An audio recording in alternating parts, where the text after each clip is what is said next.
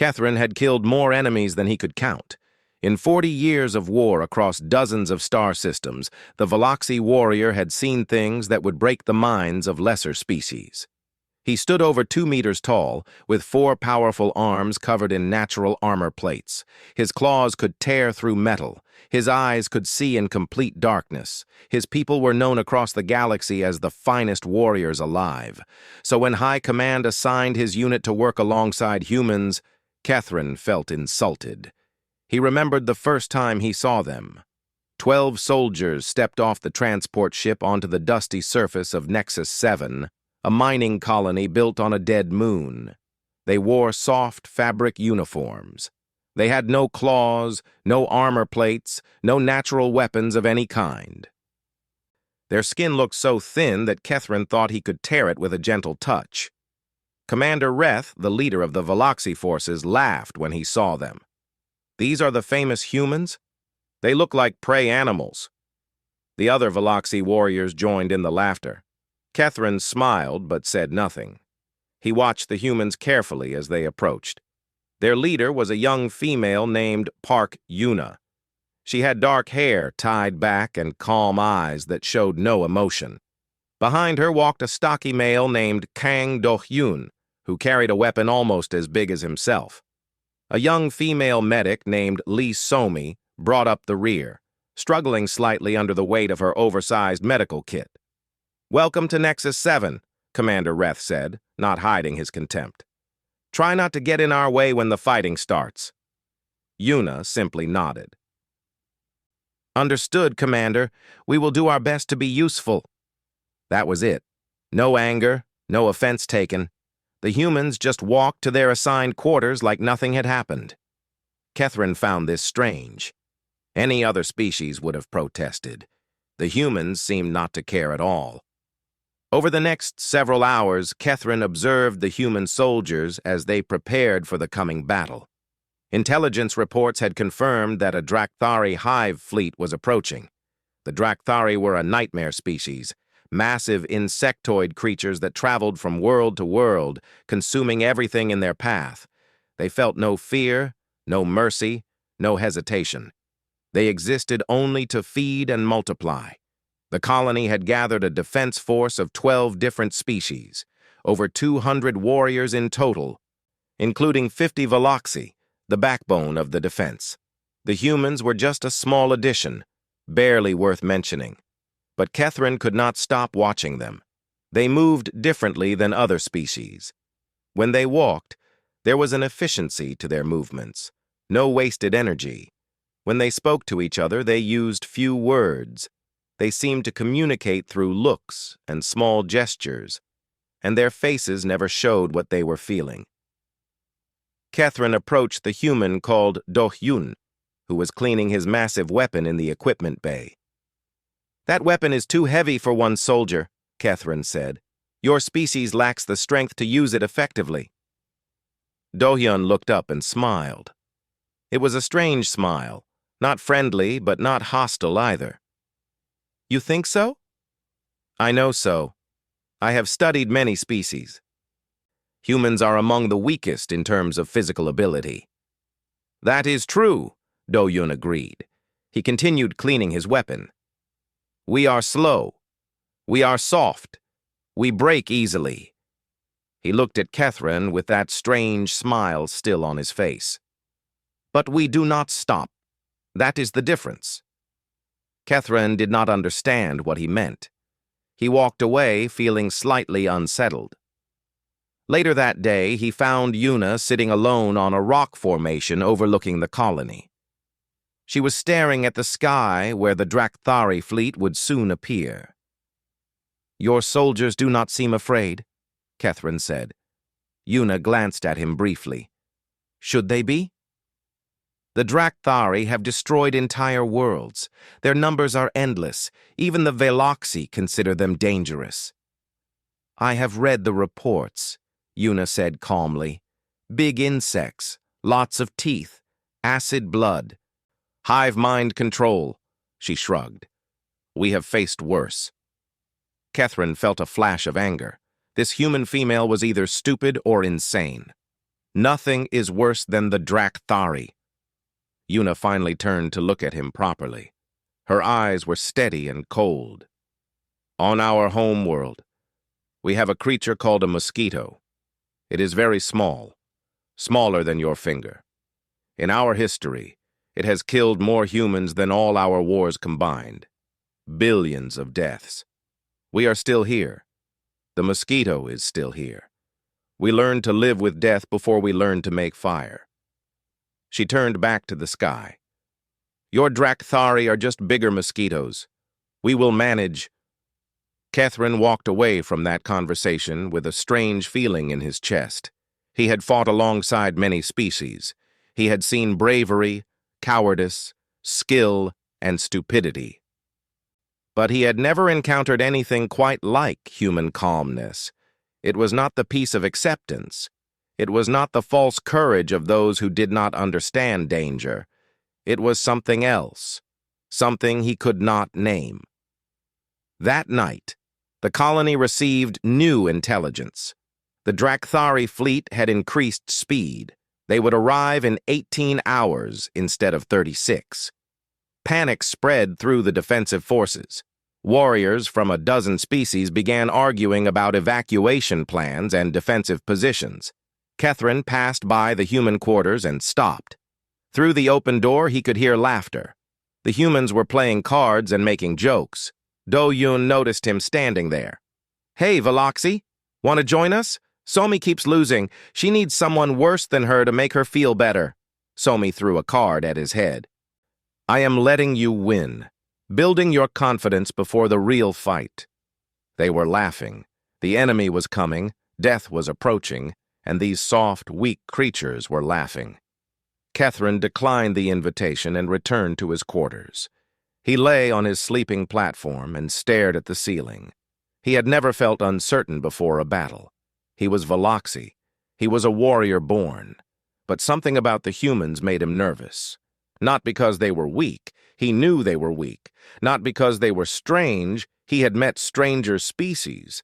It was because they did not act like prey. They did not act like predators either. They acted like something else entirely. Like creatures who had faced extinction so many times that they had simply stopped being impressed by it. As Kethrin finally drifted into sleep, he heard Do-Yun's voice echoing in his mind. "Finally, I was getting bored on this rock." Bored. The humans were bored.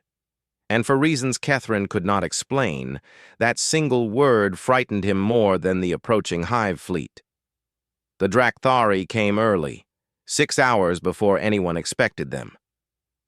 Kethrin was checking his weapons when the first alarm sounded. He ran to the observation deck and looked up at the sky. His blood turned cold. Hundreds of drop pods were falling through the atmosphere like burning rain. Each pod contained dozens of warriors. The math was simple and terrible. Thousands of enemies were about to land on them. Commander Reth's voice came through the communication system. "All forces to defensive positions. Hold the perimeter. Do not let them reach the main complex." Kethrin grabbed his rifle and ran. Around him, warriors from 12 different species scrambled to their posts. Fear was thick in the air. He could smell it coming off the other soldiers, a sour, sharp scent that he had learned to recognize over 4 decades of combat. The first pods crashed into the ground 500 meters from the colony walls. They split open like eggs, and the Drakthari poured out. They were exactly as the reports described. 2 meters tall, covered in black chitin armor. 6 legs, 2 arms ending in blades that could cut through steel. Heads full of teeth and nothing else. No eyes, no ears, just endless hunger guided by the hive mind. The defensive line opened fire. Plasma bolts and projectiles tore into the charging swarm. Dozens of Drakthari fell. Hundreds more took their place. Kethrin fired again and again. He watched his shots hit their targets. He watched the creatures keep coming. For every one that died, 2 more appeared behind it. The line broke in less than 10 minutes. Kethrin saw it happen. The warriors on the left side of the perimeter simply vanished beneath a wave of black bodies. Their screams lasted only seconds. Then there was only the sound of feeding. "Fall back," Commander Reth ordered. "Everyone fall back to the secondary." His voice cut off in a wet gurgle. Kethrin turned to see his commander being dragged into the swarm by 3 Drakthari warriors. Reth's forearms reached out toward his soldiers, his mouth open in a silent scream. Then he was gone. Chaos took over. There was no more defensive line. There were only survivors running in different directions while the swarm consumed everything. Kethrin found himself separated from his unit. He backed into a narrow passage between 2 buildings, his rifle raised. 5 Drakthari followed him, then 10, then 20. This was the end. He knew it. 40 years of combat, and he would die in an alley on a worthless moon. He thought about his home world, about his family, about all the battles he had won. None of it mattered now. He prepared to fire his last shots. Then the wall next to him exploded. Not the wall the Drakthari were coming from, the wall behind him.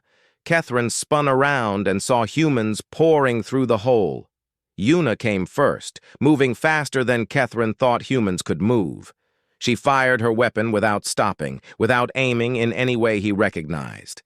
Every shot hit a target. Every target dropped. Do-hyun came behind her with his massive rotary cannon. The weapon spun up with a terrible high-pitched whine, then unleashed a stream of plasma that cut through the Drakthari like they were made of paper. Body parts flew in all directions. The creatures tried to advance. Do-hyun walked toward them, still firing, his face completely calm. Somi grabbed Kethrin's arm and pulled him behind the human line. "Move! Stay behind us!" Kethrin found himself being pushed back as the humans advanced. They were not defending. They were not retreating. They were pushing forward into the swarm, into the thousands of creatures that had just destroyed 200 warriors in minutes. A Drakthari Alpha appeared, a massive command creature, 3 meters tall, armored in plates that could stop plasma rounds. It charged directly at Yuna, blade arms raised to cut her in half. Yuna did not run. She did not even slow down. At the last moment, she stepped to the side, grabbed one of the creature's blade arms, and swung herself up onto its back. Before the Alpha could react, she shoved something into the gap between its head plates. Then she jumped off and walked away. The Alpha's head exploded from the inside. Its body took 2 more steps before collapsing. Yuna did not look back at it. She was already shooting the next target. Kethrin had stopped moving. He stood frozen in the middle of the battlefield, watching the humans work. He had seen countless warriors in his life. He had seen skill and power and ferocity. But he had never seen anything like this. The humans did not fight like soldiers. They did not fight like predators. They moved through the battlefield like they owned it, like the thousands of screaming, clawing, acid-blooded monsters around them were nothing more than minor problems to be solved. Do-hyun took a blade through his shoulder. Kethrin saw the Drakthari arm punch completely through the human's body. Blood sprayed across the ground. Do-hyun looked down at the arm sticking out of his chest. Then he looked at the creature attached to it. Then he smiled. "That was rude," he said. He grabbed the creature's head with his free hand and crushed it. Then he pulled the blade arm out of his own body, dropped it on the ground, and kept firing. Somi appeared next to him, already pressing some kind of medical foam into the wound. "I told you to stop showing off," she said. "I am not showing off. I am demonstrating human superiority." "You are bleeding everywhere. Bleeding makes me stronger. It is a human thing." "You would not understand." Somi finished sealing the wound in under 10 seconds. Do-hyun had not stopped firing the entire time. He had not even slowed down. Kethrin finally understood what he was seeing. The humans were not brave. Bravery was when you felt fear and fought anyway. The humans did not seem to feel fear at all. They had simply removed that part of themselves. They had cut it out of their minds like a surgeon removing a diseased organ. This was not courage.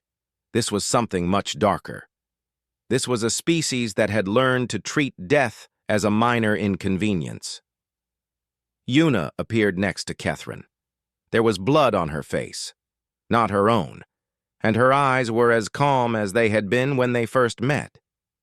"You are still alive? Good." She reloaded her weapon with smooth, practiced movements. "Stay close to us. We are going to push them back to their ships." Catherine stared at her. "Push them back? There are thousands of them." Yuna looked at the swarm still pouring across the colony. She looked at the bodies of fallen warriors from a dozen species. She looked at the sky where more drop pods were still falling. Then she looked back at Catherine and said something that he would remember for the rest of his life. "Thousands is a small number." She turned and walked back into the battle. Do-Yun followed her, blood still dripping from his wound. Somi followed him, firing over her shoulder at creatures that got too close. And Catherine followed them. Because in that moment, standing in the middle of a battlefield covered in death, he realized something that changed him forever. He was not afraid of the Drakthari anymore. He was afraid of the humans. The underground bunker smelled like blood and fear. Catherine sat against the cold metal wall and counted the survivors. 34 aliens remained from the original 200. Some were wounded. Some were in shock. Some simply stared at nothing, their minds broken by what they had witnessed. All 12 humans were alive. Catherine could not understand it. The humans had been in the middle of the heaviest fighting. They had taken wounds that would have killed warriors from any other species. Yet here they sat, cleaning their weapons, checking their ammunition, treating their injuries with the calmness of people who had just finished a normal day of work. Do-Hyun sat in the corner while Somi worked on his shoulder wound. The blade had gone completely through his body. Catherine had seen that kind of injury before. It was always fatal. The victim might survive for a few hours, but the internal damage was too great. Do-Hyun was eating a meal pack. "Hold still," Somi said, pulling a piece of metal from his flesh. "I cannot work if you keep moving. I am hungry. Fighting makes me hungry. You are missing important parts of your shoulder." "I have another shoulder. One is enough." Catherine watched Somi pull out more debris without any anesthesia. Do-Yun did not scream. He did not even stop chewing his food. His face showed mild discomfort, nothing more. Catherine had heard stories about humans and pain. He had thought they were exaggerated. Now he realized they might have been understatements. He approached Yuna, who was studying a holographic map of the colony and the surrounding area. Red dots showed enemy positions. There were thousands of them. The humans showed as 12 blue dots surrounded by an ocean of red. "How did you survive?" Catherine asked. "Your species has no natural armor, no enhanced healing, no pain suppression systems." Yuna looked at him briefly. "We have pain suppression. It is in our minds. We simply choose not to feel it. That is not possible. For your species, maybe not. For us, it is necessary." She turned back to the map. "Pain is information. It tells us something is wrong. But when you are in combat, you already know something is wrong. The pain becomes useless, so we ignore it." "You ignore it," Catherine repeated flatly. "Yes, we have been doing it for a very long time, since before we had cities, since before we had writing. Our ancestors hunted animals many times their size with pointed sticks. They got hurt. They kept hunting. The ones who could not ignore pain did not survive to have children." Catherine thought about this. His own species had evolved on a world where strength and armor decided survival. The weak were killed. The strong bred, simple and direct. Humans had apparently evolved on a world where ignoring your own dying body was a survival trait. What kind of nightmare planet produced that? A quiet human named Cho Minho joined them at the map. He was smaller than the others, with a face that showed nothing at all. In the entire battle, Catherine had never heard him speak. He had only seen him kill. "The main hive ship is here," Minho said, pointing to a location beyond the colony. 3 kilometers. It is controlling the swarm through the queen. If we destroy the queen, the swarm loses coordination. We cannot reach it, a wounded alien said from across the room. He was from a species Catherine did not recognize. There are too many of them between here and there. We went through more than that to get here, Minho said simply. The alien stared at him. You are insane. All of you are insane. Probably, Yuna agreed. But insanity is useful. It lets us do things that sane people cannot. Another human stepped forward. His name was Yun Tae Woo, and he was the oldest of the group. His hair was gray at the edges, and his face carried the lines of someone who had seen too much for too long. I have done worse odds, Tae Woo said. My grandfather took a hill against 1,000 enemies with 30 men. They told him it was impossible. He did not know that word. None of us do. Catherine felt the need to understand these creatures better. He asked a question that had been building in his mind since the battle began. Why are you like this? Other species fight when they must. You seem to fight because you want to. The humans exchanged looks. Something passed between them. Some shared understanding that Catherine could not access. Yuna finally answered. Do you know how long humans have existed? I do not. About 300,000 years. Do you know how many of those years we spent at peace? Catherine waited. None, Yuna said. Not 1 year, not 1 generation. Every single moment of our existence, somewhere on our planet, humans were killing other humans. We fought over food, over water, over land, over ideas, over gods, over nothing at all. We invented weapons faster than we invented medicine. We built walls before we built schools. She paused to let this information settle. When we finally reached the stars, many species thought we would change. That space would give us room to spread out, to find peace. She smiled, but there was no warmth in it. We did spread out. Then we found new things to fight, new enemies, new reasons to kill. Peace is not in our nature. We do not know how to want it. Do-Yun had finished eating and joined the conversation. His shoulder was wrapped in bandages now, but he moved the arm like nothing had happened. Other species evolved to survive, he said. We evolved to win. Different goal, different result. Catherine understood now. He understood why the humans did not fear death, why they walked into impossible situations with steady hands. Why they treated horrific violence like routine work. They were not soldiers. They were not warriors. They were the end product of 300,000 years of endless war. Every human alive was descended from killers, from survivors, from people who had looked at death and decided it was not good enough to stop them. The galaxy had made a terrible mistake. It had looked at humans and seen soft skin, weak bodies, short lives. It had seen prey animals that somehow learned to use tools. It had not seen what Catherine saw now. Humans were not prey. They had never been prey. They were the thing that prey feared, the thing that predators avoided. They were war itself, given flesh and bone and sent out into the universe. Yuna began briefing the assault plan. The humans listened and nodded, making small suggestions, refining the approach. They were going to attack a hive ship filled with thousands of enemies using 12 soldiers, and they were excited about it. Catherine made a decision.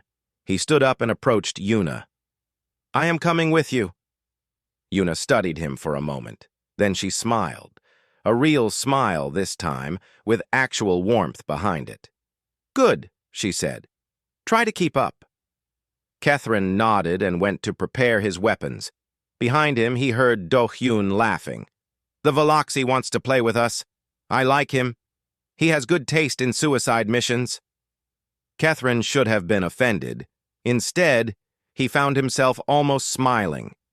If he was going to die, at least he would die alongside the most terrifying creatures in the galaxy. The hive ship was alive. That was the first thing Catherine noticed as they approached. It was not a vessel made of metal and circuits. It was a creature, 3 kilometers of flesh and chitin, pulsing with some dark internal rhythm. It sat on the surface of the moon like a giant tumor, connected to the ground by roots that dug deep into the rock. The assault team moved through the night toward their target. 13 soldiers against an army, 12 humans and 1 Veloxi, who was beginning to question his life choices. Baek Eunji led the way. She was the scout, small, fast, silent as a shadow. Catherine could barely track her movements even with his enhanced night vision. She moved between Drakthari patrols like they did not exist, finding paths through their lines that seemed impossible. Behind her came Han Ji-soo, the demolitions expert. He carried enough explosives to destroy a small city strapped across his body like decorations. Every few minutes, he would hum a quiet song under his breath. The tune was unfamiliar to Catherine, but there was something unsettling about it. It sounded almost cheerful. They reached the outer membrane of the hive ship without being detected. The surface pulsed wetly under Catherine's feet. He could feel the creature breathing. "Entry point here," Yunji whispered, pointing to a thin section of the membrane. "Internal structure is 300 meters to the Queen's chamber. Heavy resistance expected." "Define heavy," Do-hyun said. "Several hundred warriors in the corridors, maybe more in the chamber itself." Do-hyun nodded like she had just told him the weather forecast. "Manageable." Jisoo planted a shaped charge on the membrane. "Everyone ready? This is going to wake them up." The humans checked their weapons one final time. Catherine noticed their faces in the dim light. They looked focused, eager, hungry for what was coming. "Blow it!" Yuna ordered. The explosion tore open the living wall. Hot, foul-smelling air rushed out from inside the creature. The team poured through the hole before the membrane could heal itself. Inside was a nightmare. The walls moved. They were lined with muscle tissue that contracted and expanded in slow, constant motion. The floor was soft and warm, covered in some kind of biological secretion that made every step slippery. Tubes and veins ran along the ceiling, carrying fluids that glowed faintly in the darkness. And the Drakthari were everywhere. They came from side passages, from holes in the ceiling, from splits in the living walls. Dozens of them, then hundreds, all converging on the team that had violated their home. The humans did not slow down. They advanced. Catherine fired alongside them, his rifle cutting down creatures that got too close, but he could barely keep up with the pace they set. Yuna moved at the front, her weapon never stopping. Do-hyun covered the left flank with his rotary cannon, turning everything in that direction into meat. Somi fired with one hand while preparing medical supplies with the other, ready to patch anyone who fell. A breeding chamber opened to their left. Catherine made the mistake of looking inside. Thousands of eggs lined the walls, pulsing with the creatures growing inside them. Organic tubes connected them to central sacs that pumped nutrients into the developing larvae. Jisoo smiled at the sight. "Hold on," he said, and tossed 2 explosives into the chamber without breaking stride. The explosion behind them was followed by a sound Catherine had never heard before. The scream of 1,000,000 unborn creatures dying at once. The walls of the hive ship shuddered in response. The entire structure seemed to moan. "Keep moving," Yuna ordered. "The Queen knows we are here now." They pushed deeper. The resistance grew heavier. A Drakthari warrior caught Yunji from behind, its claws digging into her back. She spun, broke its arm, took its own blade, and killed it with its own weapon. Blood ran down her spine, but she never stopped moving. Minho ran out of ammunition. He dropped his rifle, pulled out a knife that looked absurdly small, and kept killing. His technique was precise and economical. One movement, one death, over and over. Catherine realized he was slowing down. His arms were getting tired. His reactions were getting slower. He was a Veloxi warrior with 4 decades of experience, and he was struggling to keep up with creatures half his size and strength. How? How were they still moving? Some of them had wounds that should have dropped them hours ago. Do-hyun was still bleeding through his bandages. Yoonji's back was torn open. Tai-woo had taken a blade across his face, leaving a deep gash that exposed bone. None of them had stopped. They reached the queen's chamber. The creature inside was massive. Easily 10 meters across, a bloated mass of flesh connected to the walls by hundreds of organic cables. It controlled the entire fleet through those connections. Every Drakthari on the moon moved according to its will. It spoke to them, not with sound, but directly into their minds. You are nothing. You will be consumed. Your species will feed my children for generations. Catherine felt the psychic pressure like a weight on his brain. It was hard to think, hard to move. The other alien species had warned about this, the queen's ability to overwhelm the minds of lesser creatures with pure terror. He looked at the humans. They were not affected at all. Yuna walked toward the queen with her weapon raised. "You are in my way," she said out loud. "Move! We have destroyed worlds. We have consumed civilizations older than your species exists. Congratulations. We have done worse to ourselves. Any other threats, or can we finish this?" The queen's response was to send every remaining warrior in the chamber at them. Dozens of creatures poured from the walls, converging on the small group of invaders. The fight that followed was the most intense thing Catherine had ever experienced. He lost track of everything except survival. Fire, reload, dodge, fire again. Bodies piled up around them. Blood splashed across the organic floor. The air filled with screams and gunfire and the wet sound of dying flesh. When the last warrior fell, only the queen remained. Jisoo stepped forward, examining the cables connecting her to the ship. "If I blow those, the whole ship dies. But someone needs to manually trigger the overload from the core. It is about 50 meters that way." He pointed deeper into the ship. "One-way trip." Silence fell over the team. Then Tae-woo stepped forward. "I will go," he said. His voice was calm, steady, like he was volunteering for a routine task. "Tae-woo," Yuna started. "I am the oldest, the slowest. I have been doing this the longest." He looked at his squad with something like affection. "You still have years left. I have months, maybe. My body is failing. Let me use what remains." No one argued. Catherine realized they had done this before, made these calculations, said these goodbyes. Tae-woo walked up to Catherine and pressed something into his hands. It was a small metal disc with symbols Catherine did not recognize. "Tell your people what humans can do," Tae-woo said. "Make sure they remember." Then he turned and walked into the darkness. Yuna gave the team 30 seconds. Then she ordered the retreat. They ran back through the tunnels, faster now, not stopping for anything. Catherine's legs burned, his hearts pounded. The walls shook around them as the queen screamed in their minds, demanding that they stop, that they die, that they submit. They made it outside just as the ship exploded. The blast was enormous. A pillar of fire shot into the sky, visible from the entire moon. The hive ship screamed one final time, and then there was only silence. Across the colony, the Drakthari swarm collapsed. Without the queen's control, they became confused, disorganized. Within hours, the remaining alien defenders had hunted down the last of them. The battle was over. Catherine stood outside the burning remains of the hive ship and looked at the humans. They were covered in blood and wounds and exhaustion, but they were already checking their weapons, already counting their ammunition.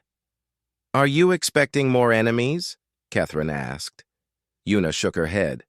"No, but it is good practice. The next fight might come at any time." Catherine looked down at the medal Tae-woo had given him. He did not know what it meant. He did not know why the old soldier had chosen him to carry it. But he knew one thing. He would carry it for the rest of his life. 3 days passed before the rescue ships arrived. Catherine spent most of that time sitting in the ruins of the colony, watching the humans. They fascinated him in a way that nothing had fascinated him in decades. Every small action they took revealed something new about their nature. On the first day, they buried their dead. Yun Tae-woo had no body to bury. The explosion had consumed everything, but they held a ceremony anyway. The 11 surviving humans stood in a line, silent and still, for exactly 60 seconds. No words, no tears, just silence. Then they went back to work. They helped repair the colony's damaged systems.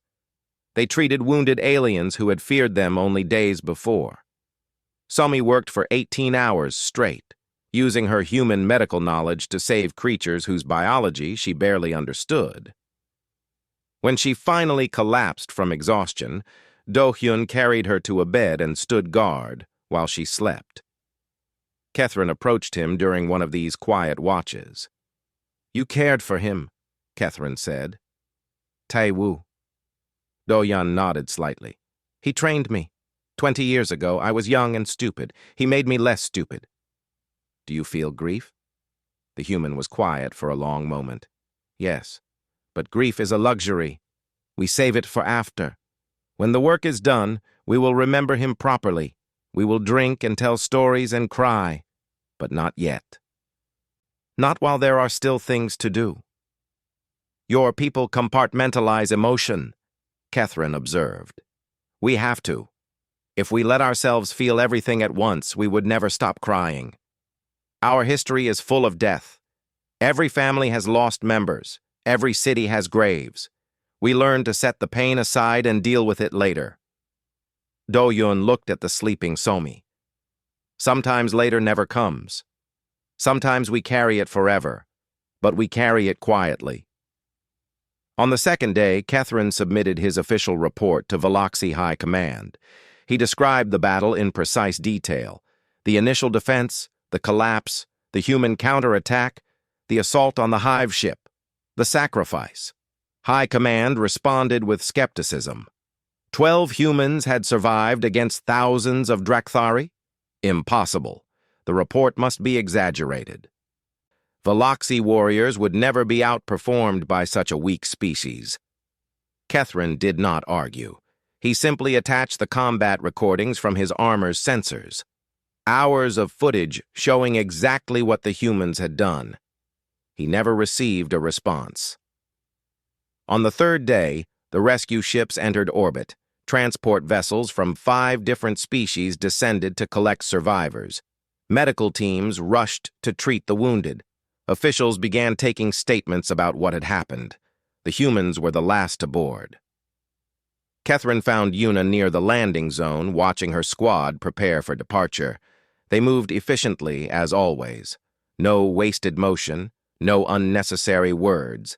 They loaded their equipment, checked their weapons, and formed an orderly line. "Where will you go?" Catherine asked.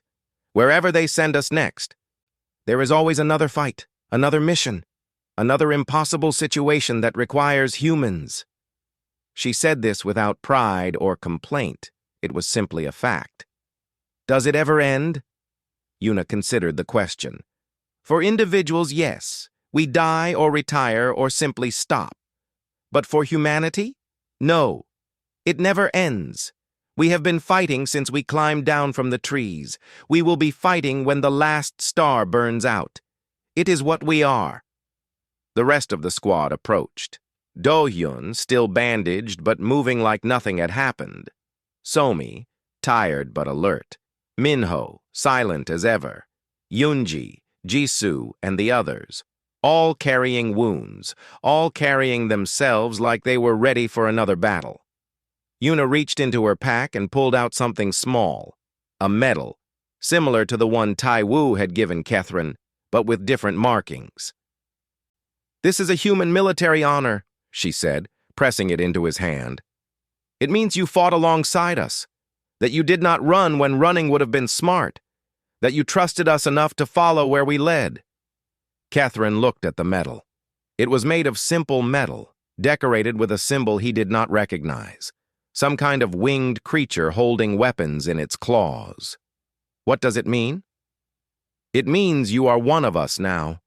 Not human, obviously, but part of the family. If you ever need us, contact Human Military Command. Tell them you carry this medal. They will find us, and we will come. Kethrin held the medal carefully. He had received many honors in his long career. Awards from Veloxi High Command, recognitions from a dozen species, trophies from countless victories. None of them meant as much as this small piece of metal. Will I see you again? Yuna smiled. It was the same smile she had given him on the battlefield, warm but distant, friendly but dangerous. If there is a fight worth having, we will be there. The galaxy is large and full of enemies. Our paths will cross again. She turned and walked toward the transport. The rest of the squad followed. One by one, they boarded the ship, until only Do-Yun remained. He looked at Kethrin and grinned. Hey, Veloxi. Next time we fight together, try not to get surrounded by only 20 enemies. That was embarrassing. I will try to find more challenging situations. Good. I expect improvement. Do-Yun slapped him on the shoulder, his wounded shoulder, Kethrin noted, and boarded the ship. The transport lifted off. Kethrin watched it rise through the atmosphere until it was just a point of light among the stars. Then he went to file his final report. He spent a long time on this one, not the official version for High Command. They had already received that. This was something else, a personal record, a testimony for future generations. He wrote about what he had seen, not just the battles but the quiet moments, the way the humans treated each other, the way they treated death, the way they approached impossible situations with the confidence of creatures who had faced extinction before and decided they simply would not allow it. He wrote about the nature of humanity, about their history of endless war, about their ability to suppress pain and fear and grief, about the terrible efficiency with which they destroyed their enemies. And he wrote about what it meant for the galaxy. Most species looked at humans and saw weakness, soft skin, short lives, fragile bodies. They saw prey animals that had somehow stumbled into intelligence. But Kethrin had fought alongside them. He had watched them walk into certain death and come out the other side. He had seen what lay beneath the soft exterior. The galaxy was vast and full of dangers. Ancient species controlled empires spanning thousands of worlds. Hive minds devoured entire systems. War machines the size of moons drifted between stars, seeking new targets. And humans were out there among them, small and fragile and mortal, carrying their primitive weapons and their endless determination. Kethrin finished his report with a warning. Not for his own people, the Veloxi were allies of humanity, and would remain so. But for anyone else who might read his words, anyone who might look at humans and see weakness, anyone who might think them easy prey. His final words were simple. I have fought across 40 star systems. I have faced beasts that could swallow ships whole. I have stood against horrors that broke the minds of lesser warriors. But I have never known terror, true terror, until I watched humans go to war. Not because of what they did to the enemy, but because of how little it cost them to do it. The galaxy calls them soft, fragile, weak. The galaxy has never been more wrong. They are not soft. They are simply patient. And when that patience ends, when something threatens what they love or what they have built, they become something else entirely. They become war. I have seen it.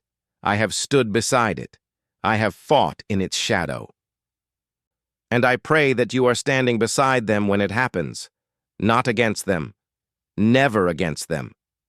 Kethrin saved the document and closed his terminal. Outside, the rescue ships continued their work, carrying survivors away from the ruined colony. Somewhere among the stars, 11 humans were flying toward their next mission, their next battle, their next impossible situation. And somewhere in the galaxy, another enemy was about to learn what Kethrin had learned on that forgotten moon. Humanity was not a prey species. It had never been a prey species. It was the thing that preyed on everything else. And it was only getting started.